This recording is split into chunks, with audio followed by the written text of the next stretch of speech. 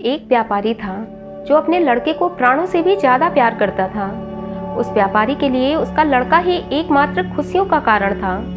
एक दिन दुर्भाग्य से उसका लड़का अचानक बीमार पड़ गया और काफी इलाज करवाने के बाद एक दिन उस लड़के की मृत्यु हो गई। वह व्यापारी इस सदमे को सहन नहीं कर सका और वह पागल सा हो गया। एक दिन वह घूमते घूमते श्रावस्ती नामक स्थान पर पहुंचा। उस समय श्रावस्ती के जेत वन में भगवान गौतम बुद्ध रहते थे। वह दुखी व्यापारी भी भगवान बुद्ध के दर्शन के लिए वहां पहुंचा। बुद्ध को प्रणाम कर वह एक कोने में बैठ गया।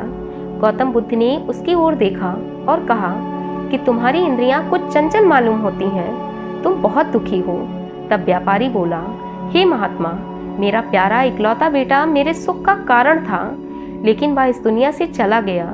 उसके दुख से मैं अपनी सुध बुध खो बैठा हूँ और यहाँ वहाँ घूमता फिरता रहता हूँ। तब भगवान बुद्ध ने कहा, इस संसार में दुख शोक और सभी प्रकार की विपत्तियाँ आपकी अपनी प्यारी वस्तुओं द्वारा ही पैदा होती हैं। तब उस व्यक्ति ने बुद्ध की बातों को सुना तो चकित होकर बोला, क्यों महाराज, भला कोई प्रिय वस्तु भी दुख का कारण हो सकती है? इतना कहकर वह उठा और बुद्ध को प्रणाम किए बिना वहां से चला गया। कुछ दूर चलते चलते उसे कुछ जुआरी दिखे जो जुआ खेल रहे थे।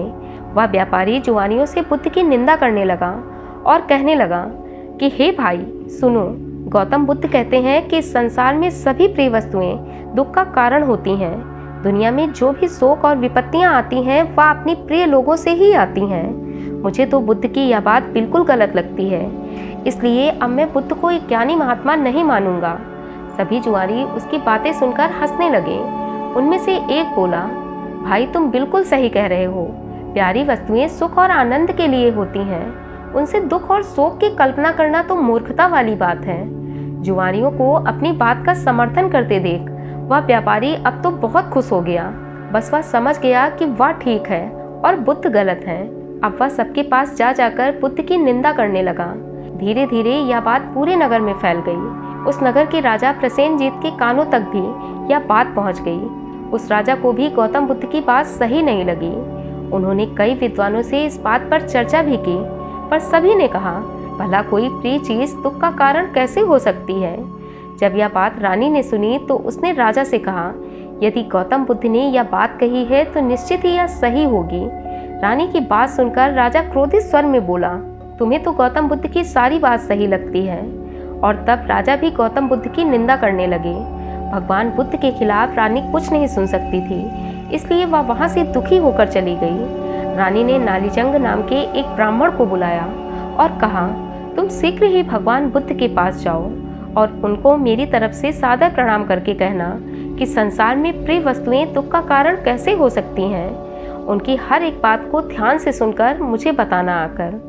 वह ब्राह्मण बुद्ध के पास गया और उनसे रानी द्वारा कही हुई सारी बात बता दी। भगवान बुद्ध बोले, इस संसार में सभी प्रिय वस्तुएं दुख का कारण होती हैं। कुछ समय पहले एक स्त्री की माँ मर गई थी और वह माँ की मृत्यु से इतनी व्याकुल हुई कि वह बेसुध होकर इधर उधर पागलों सी भटकती फिरती रही। यह इसलिए हुआ क्योंकि वह अपनी माँ से बेहद प्यार करती थी। बुद्ध आगे बोले, दुख तभी होता है जब हमें अपनी किसी प्रिय वस्तु या प्रिय व्यक्ति से बिछड़ना पड़ता है। क्या कभी तुम दूसरों के दिए हुए दुख से दुखी होते हो? नहीं, क्योंकि तुम्हें अपने मन में संतोष हो जाता है कि वह व्यक्ति तुम्हारा अपना नहीं है। नालीचंग बुद्ध की सभी बातों को ध्यान से सुनकर और बुद्ध की आज्ञा लेकर रानी के पास पहुंचा और रानी को सारी बात बता दी। रानी प्रसन्न होकर राजा के पास पहुंची और उसे सारी बात बताई। रानी की बात सुनकर राजा सन्न रह गए। रानी आगे बोली, महाराज, आपकी प्रिय पुत्री वचुनी आपको प्यारी लगती है ना? राजा ने कहा, हाँ, वह मेरी आंखों का तारा है। तब रानी ने कहा, यदि वचुनी के जीवन पर किसी विपत्ति का आक्रमण हो तो क्या आप दुखी नहीं होंगे? राजा बोला, दुखी नहीं का क्या मतलब है, बल्कि मैं तो इसे अपने जीवन पर आक्रमण समझूंगा।